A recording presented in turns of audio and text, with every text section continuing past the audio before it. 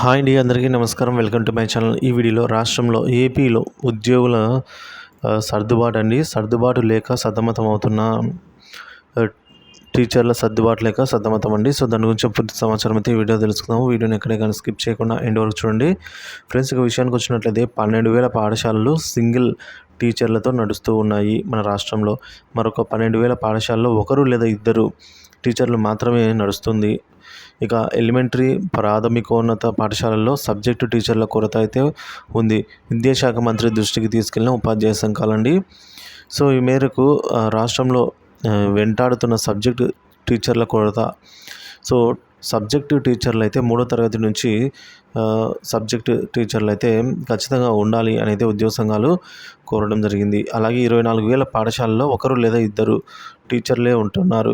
రాష్ట్రంలో 44,000 పాఠశాలలు ఉండగా అందులో 32,000 ఎలిమెంటరీ పాఠశాలలు ఉన్నాయి. అంటే 1 నుంచి 5వ తరగతి వరకు ఉన్నాయి. ఎలిమెంటరీ స్కూల్లో 3వ తరగతి నుంచి విద్యార్థులకు బోధించడానికి సబ్జెక్ట్ టీచర్లను కేటాయించాలని గతంలో కొంతమంది ఉపాధ్యాయులు ప్రభుత్వాన్ని అయితే అడగడం జరిగిందండి. ఇక 3 నుంచి 5 తరగతి వరకు కూడా స్కూళ్ళల్లో మెర్జ్ చేశారు. మెర్జ్ చేసిన ఆ పాఠశాలల వరకు అయితే ఈ హై స్కూళ్ళలో సబ్జెక్టుల టీచర్లను ఏర్పాటు చేశారు. దీనివల్ల కొంతమందికి మంచి జరుగుతుంది. మిగిలిన దాదాపు 24,000 మాత్రము పాఠశాలల్లో మాత్రము సబ్జెక్టు టీచర్లు లేక పాఠశాలలో విద్యార్థులకు నాణ్యమైన విద్య అందటం లేదు.